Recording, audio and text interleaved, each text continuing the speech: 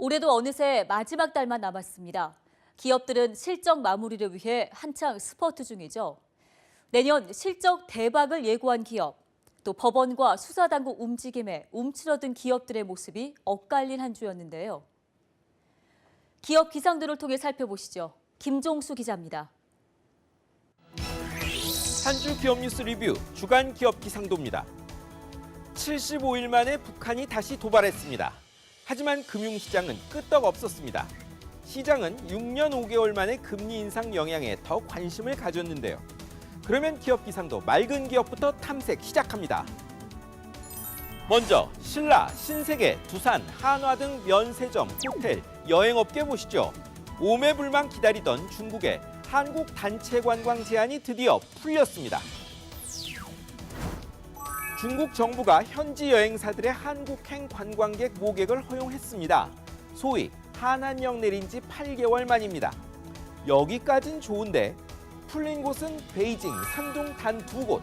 그것도 롯데호텔 면세점 안 가는 조건이라죠. 이래서 반만 풀렸다는 이야기가 나옵니다. 어쨌든 서울거리와 면세점이 붐빌 것 같은데요. 중국 정부는 자기들 없으면 한국 면세점 호텔 다 망한다고 보는 듯한데 과연 그럴까요? 다음은 대신증권이 주축인 대신금융그룹입니다.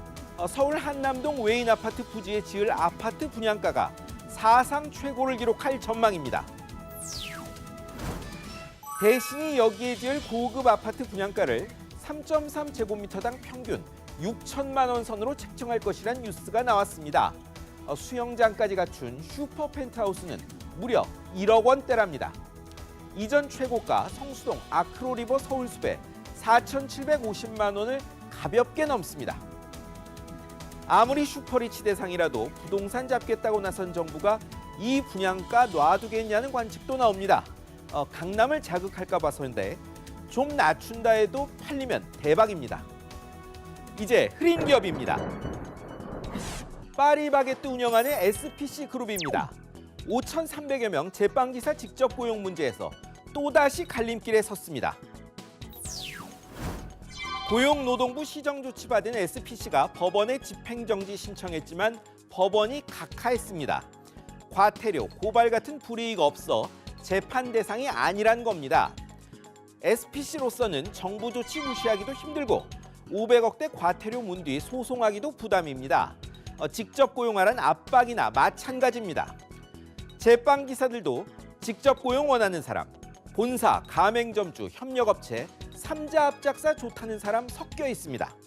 행보 정하기 참 어렵습니다. 다음은 현대제철입니다. 새 정부의 집중 단속 대상인 일감 몰아주기를 했다며 시민단체들이 공정거래위원회에 신고했습니다. 참여연대, 민주화를 위한 변호사 모임, 금속노조가 신고했습니다. 이 회사가 납품하는 광업회사들에게 계열사 글로비스와 물류계약 맺도록 해 일감 몰아주기를 했고 현대글로비스는 총수 사돈기업 3표에 운송 업무 재하 도급했답니다. 통행세 챙기게 해줬다는 이야기죠.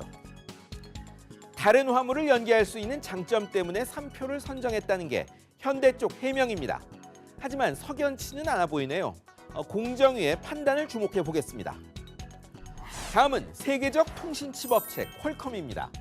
특허권 갑질 대가로 시정명령 받자 집행정지 신청했는데 법원이 안 된다고 대못 박았습니다. PC의 핵심 CPU를 인텔이 독점한다면 스마트폰은 퀄컴이죠. 이 칩 공급 빌미로 삼성, 애플의 부당계약 강요했다며 과징금 1조 311억 원에 부당계약 금지한 게 공정위 결정입니다.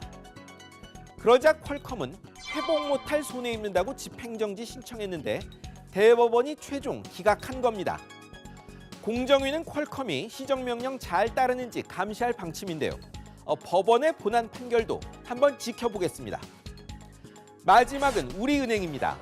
채용 비리로 연임했던 은행장까지 물러났는데 후폭풍이 이어집니다. 검찰이 또 압수수색 벌였습니다. 벌써 3번째입니다. 아빠 잘 둔 16명 부정 채용했다. 아주 된선이 많네요. 이게 끝이 아닙니다. 인사 담당 팀장급 비롯한 행원 3명이 체포까지 됐습니다. 검찰은 부정채용 경위는 물론 이광구 행장 개입 여부를 집중적으로 캔답니다. 취업난 시대 부정한 청탁 들어준 대가가 가볍지 않은 것 같습니다. 공정위가 재벌 소유 구조 살펴보니 순환 출자는 그대로고 총수 일가 지분은 줄었는데 계열사 지분율은 높아졌답니다. 계열금융사 고객돈으로 한 출자도 늘었습니다.